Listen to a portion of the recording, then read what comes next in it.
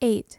The role of religious institutions and organizations in the federal Indian boarding school system. It is quite possible for missionaries, without the personal qualifications necessary for work with the Indians, to maintain themselves indefinitely in isolated locations, obstacles both to the work of the church and to the efforts of the government.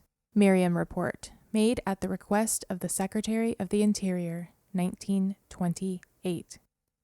The federal government and department also maintained relationships with religious institutions and organizations for the federal Indian boarding school system. Indian reservations, quote, were distributed among the major religious denominations, which, in an unprecedented delegation of power by the federal government to church bodies, were given the right to nominate new agents and direct educational and other activities on the reservations.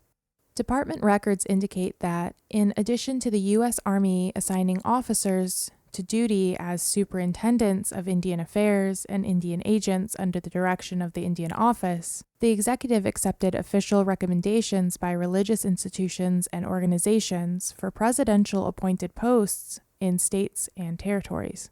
The department has described the public-private relationship as follows.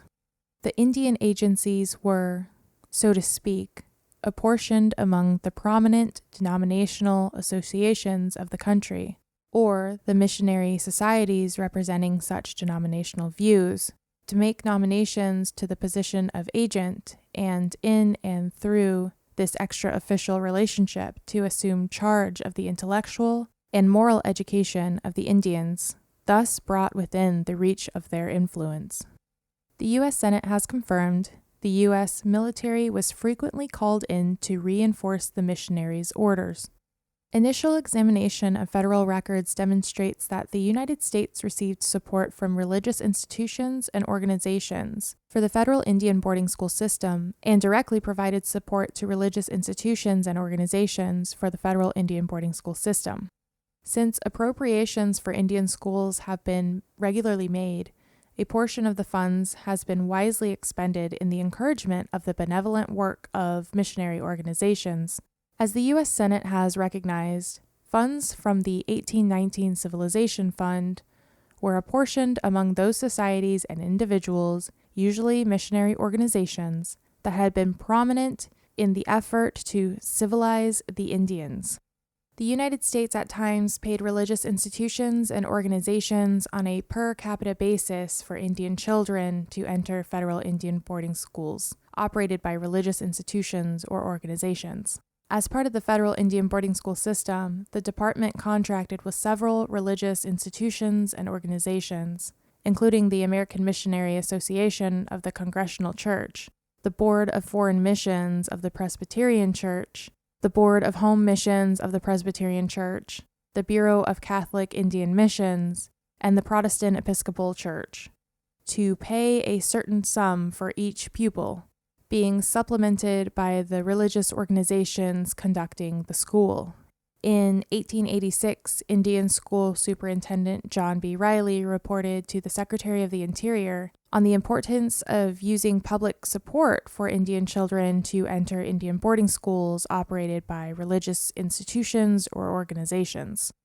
The government aid furnished enables them to sustain their missions and renders it possible to lead these people, whose paganism has been the chief obstacle to their civilization, into the light of Christianity, a work in which the government cannot actively engage. They should receive the encouragement and cooperation of all government employees.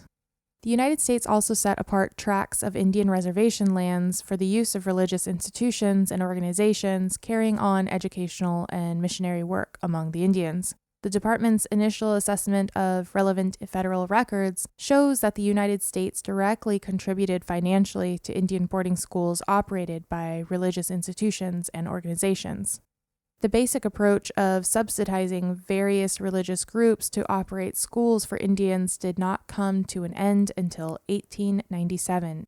By 1928, the department observed that the lack of central oversight over Indian boarding schools operated by religious institutions and organizations significantly impaired the federal Indian boarding school system. No central interdenominational supervision of mission work exists, and that, therefore, no standards are set up as a minimum below which the work should not fall. As a result, a weak denomination with low educational standards for its missionaries may maintain indefinitely a mission station manned by people with only the most elementary education and with no training whatever, and a strong denomination with high standards of general education may lend support in isolated spots to work of a specialized nature assumed by missionaries with no technical and little real understanding of the problems involved in their secular activities. The worst fear of such situations is not that the Indians of the localities are poorly served,